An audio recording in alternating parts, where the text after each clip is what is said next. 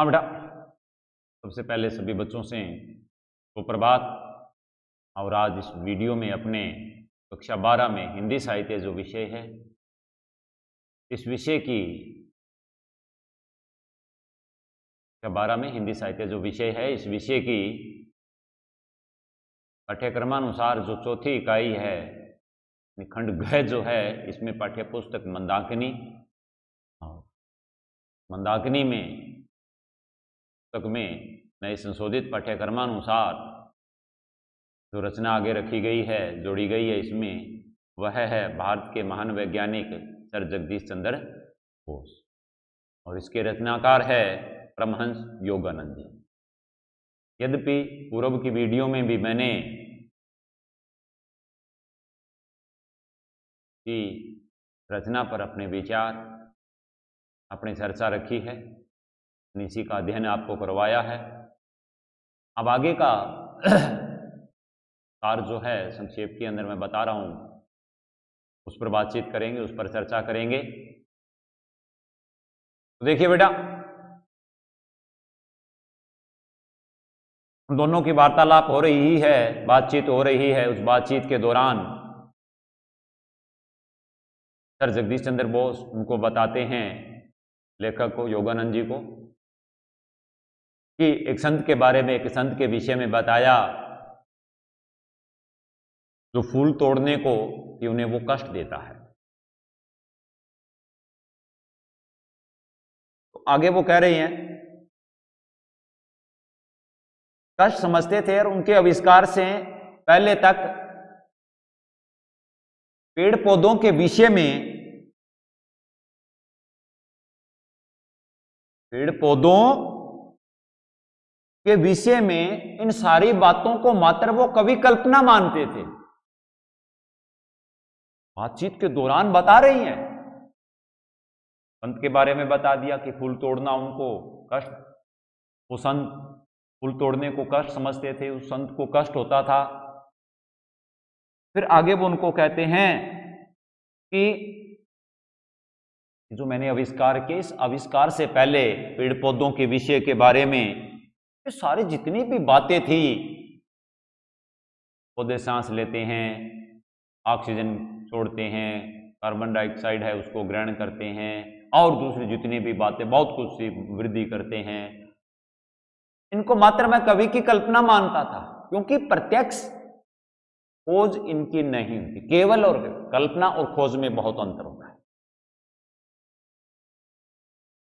कल्पना और खोज में बहुत अंतर होता है। तो यहां ऐसा सर जगदीश चंद्र बोस का पेड़ पौधों के बारे में समझना केवल कवि की एक क्या थी, उनकी नजर में, उनकी सोच में कल्पना थी, क्योंकि अब तक वो प्रयोग उन्होंने नहीं किया था। अब प्रयोग करके देखा है, आविष्कार किया है उन्होंने।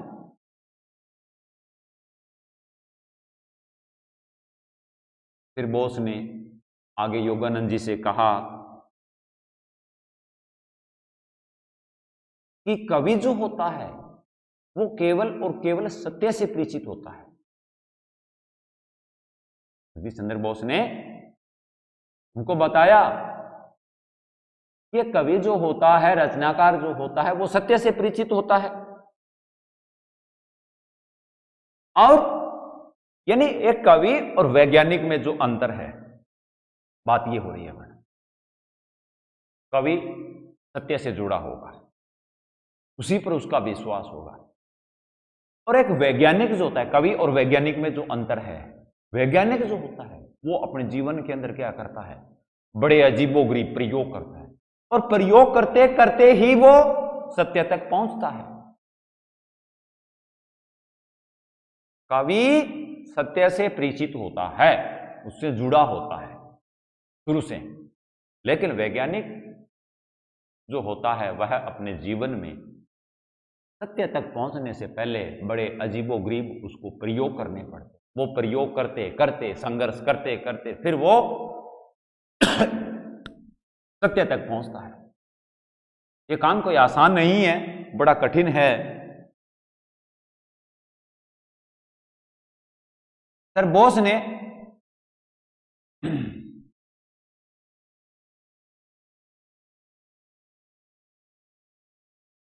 लेखक को अपनी प्रयोगशाला में आने और अपने आविष्कारों को देखने के लिए निमंत्रण दिया।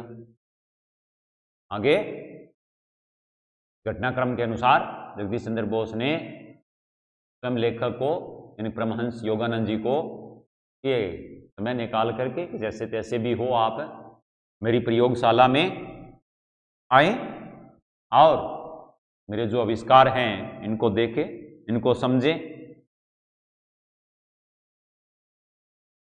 अब जिज्ञासु प्रवृत्ति के तो वो हैं ही बेटा। पहले उनकी जिज्ञासा प्रबल हुई और उसी प्रबलता के चलते वे सर जगदीश चंद्र बोस से मिले, उनसे उनका साक्षात्कार लिया गया और इसके बाद में जब उनका साक्षात्कार हुआ, परिचय हुआ, आपस में बातचीत हुई, उन्होंने अपने अनुभव लेखक के साथ प्रकट किए तो उनको निमंत्रण मिला कि प्रयोगशाला में आए, आविष्कारों को देखें। सहर्ष उनके आमंत्रण को स्वीकार कर लिया। बड़ी प्रसन्नता से, बड़ी खुशी हुई उनको उस आमंत्रण को स्वीकार कर। कैसे ये प्रयोग करते हैं, कैसे प्रयोगों के द्वारा आविष्कार करते हैं, वो चीज आज प्रत्यक्ष मैं अपनी आंखों से देखूंगा। ऐसा अवसर उनको मिला और इस अवसर को बड़ी खुशी के साथ, प्रसन्नता के साथ स्वीकार कर लिया। सर जगदीश चंद्र बोस ने प्रेसिडेंसी कॉलेज छोड़ने के बाद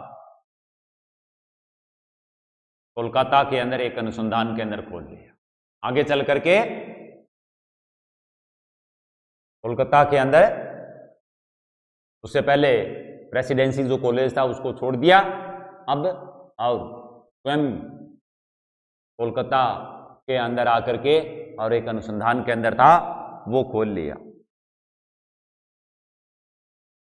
जब इसका उद्घाटन हुआ अनुसंधान केंद्र का, तो यहां इनके निमंत्रण पर परमहंस योगानंद जी भी पहुंचे और इस अनुसंधान केंद्र की जो कलात्मकता थी, उस कलात्मकता को देख करके परमहंस योगानंद जी बहुत अधिक प्रभावित हुए। वास्तव में ही महान है सर जगदीश चंद्र जो बोस है। अपने नाम के आगे महान शब्द लगाना कोई आसान काम नहीं है।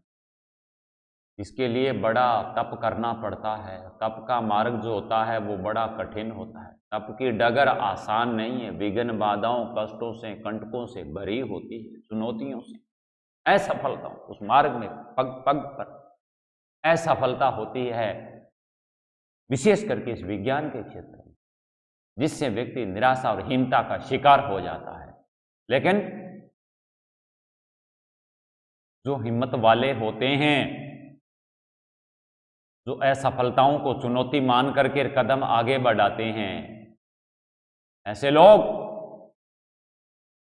आविष्कार पर सफलता प्राप्त करके ही रहते हैं, तब जाकर के वो महान बनते हैं।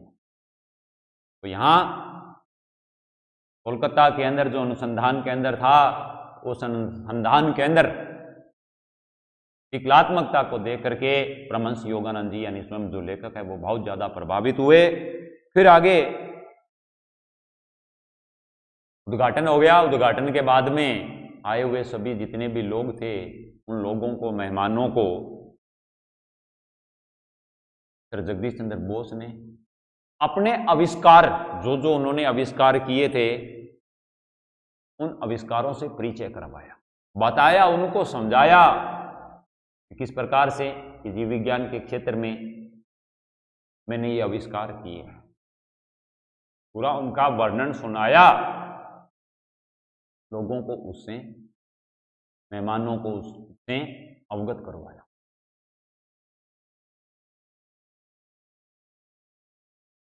वहां उन्होंने लोगों को समझाया, बताया कि वे अनुसंधान के माध्यम से ही,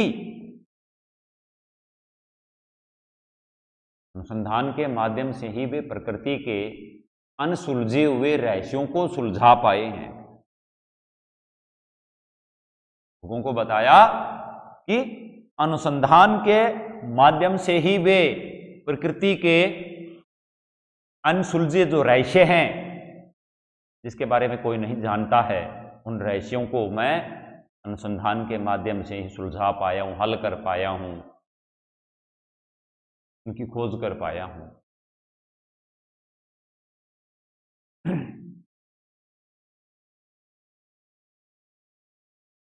इसी अनुसंधान ने उन्हें बताया कि निर्जीव सा लगने वाला यह प्रकृति जगत निष्क्रिय नहीं है। लोगों को बता रही हैं, मतलब अनुभव बता रही हैं, तो इस अनुभव के द्वारा बता रहे हैं। किसी अनुसंधान ने उन्हें बताया कि निर्जीव सा लगने वाला यह प्रकृति जगत निष्क्रिय नहीं है। देखने में तो यह निर्जीव सा है, और निर्जीव का मतलब क्या है बेटा? कि जिसके अंदर कोई क्रिया नहीं होती, क्रिया विहीन यानी निष्क्रिय। निष्क्रिय का मतलब कि जड़, कि निष्क्रिय नहीं बल्कि अपनी असंख्य शक्तियों के साथ सक्रिय है, चेतन है, ये जड़ नहीं है। जड़ नहीं है। ये प्रकृति जो प्राकृतिक जगत है, ये प्रकृति के पेड़ पौधे जीव जंतु जो भी ये प्रकृति जगत है, ये निष्क्रिय नहीं है। ये वनस्पति के जितने भी पेड़ पौधे हैं निष्क्रिय नहीं है, सक्रिय है। जड़ नहीं है, चेतन है। चेतन का मतलब क्या है? कि हमारी तरह इनमें भी संवेदना है, ये भी संवेदनशील है।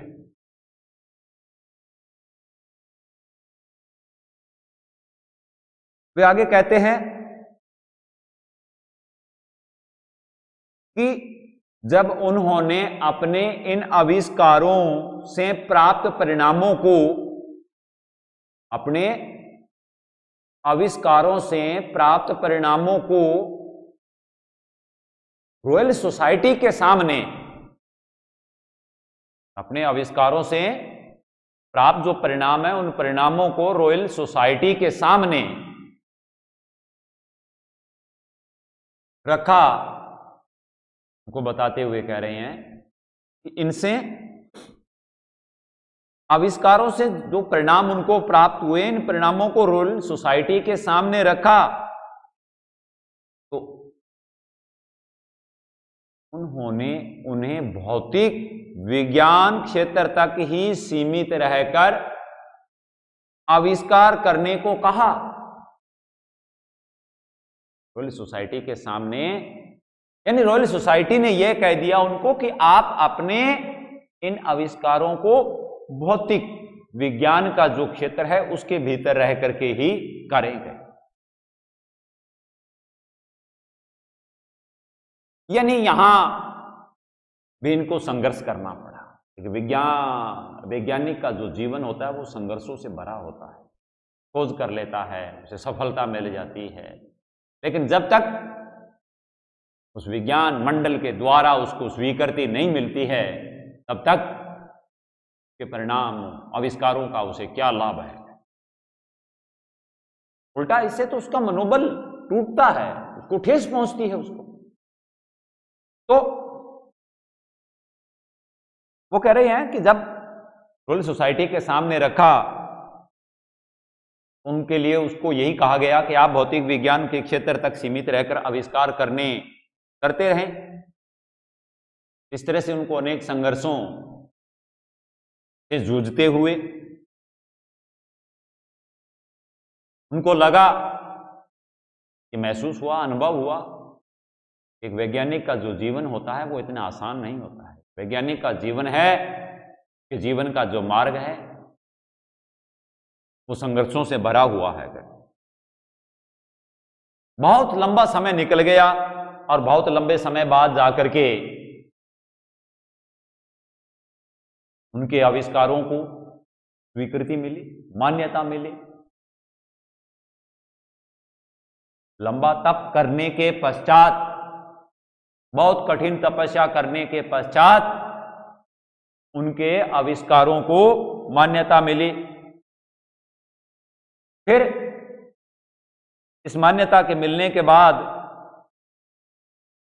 इन आविष्कारों ने वनस्पति विज्ञान के अनेक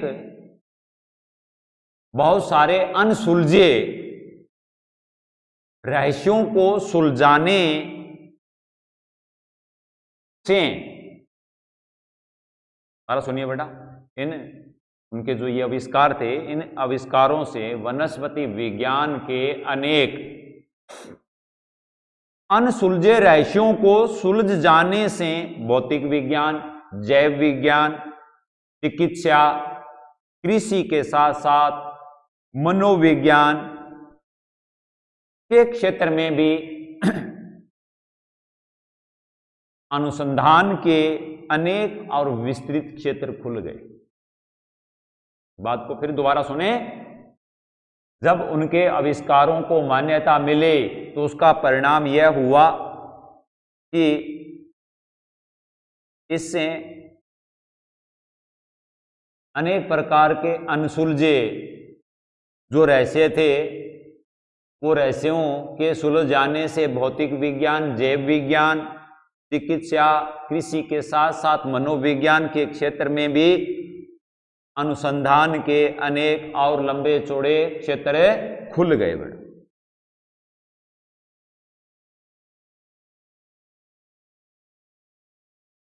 परमहंस योगानंद जी वहां देखते हैं कि उन्होंने जिस चीज का आविष्कार किया है, यानी आविष्कारकृत जो उपकरण थे, वो आविष्कृत उपकरण वहां उनकी प्रयोगशाला में उनके पीछे लगे हुए थे। आगे वो देखते हैं कि आविष्कृत उपकरण है वो प्रयोगशाला में पीछे लगे हुए थे, और जो ये बता रहे थे इन उपकरणों में उनकी कठोर साधना, परिश्रम और लगन का ही यह परिणाम है। आगे सर जगदीश चंद्र बोस विद्यार्थी वर्ग को संबोधित करते हुए कहते हैं कि इस अनुसंधान में दिए जाने वाले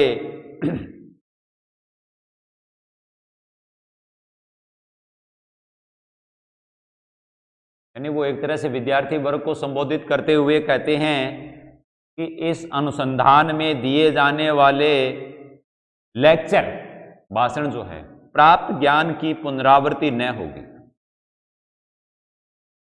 विद्यार्थी वर्ग को संबोधित करते हुए कहा कि इस अनुसंधान में दिए जाने वाले लेक्चर प्राप्त ज्ञान की पुनरावृत्ति मतलब दोहरान न होगी। इस संस्था का कार्य विवरण प्रकाशित किया जाएगा। इस संस्था का काम क्या है, उसका पूरा जो विवरण है, काम का विवरण है, उसका प्रकाशन कर दिया जाएगा। बार बार भाषण देने की जरूरत नहीं होगी।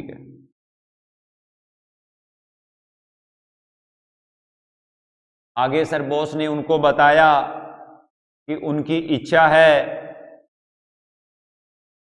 कि उनके अनुसंधान की जो सुविधाएं हैं, उन सुविधाओं का लाभ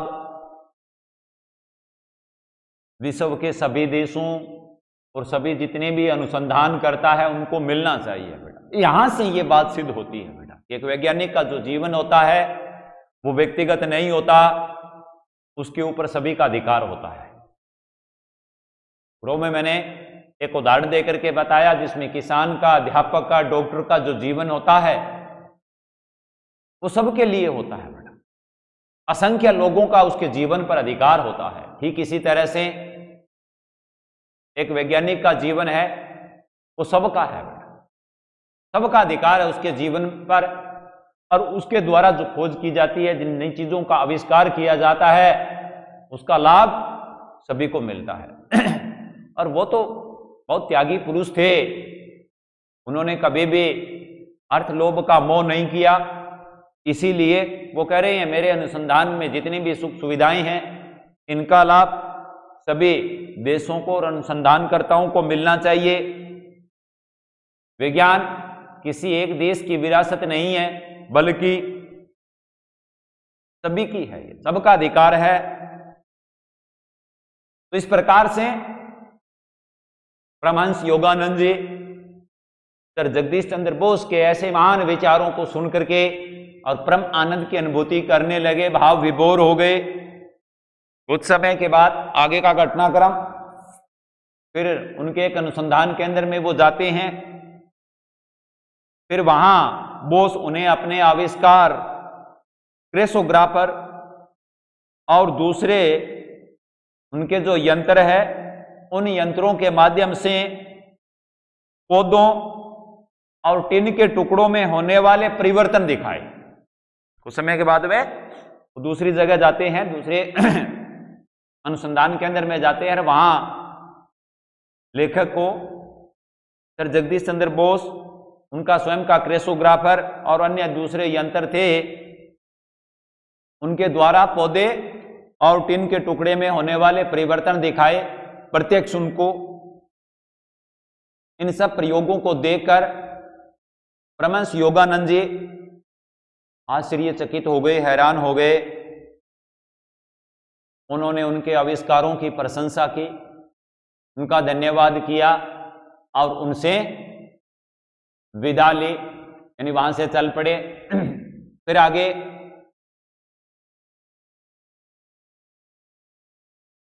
समय बढ़ता गया, लेकिन उनकी प्रतिभा में कहीं भी कोई कमी नहीं आई, क्योंकि समय रुकता नहीं, आगे चलता रहता है। सर जगदीश चंद्र बोस ने रेजोनेंट कार्डियोग्राम का आविष्कार किया।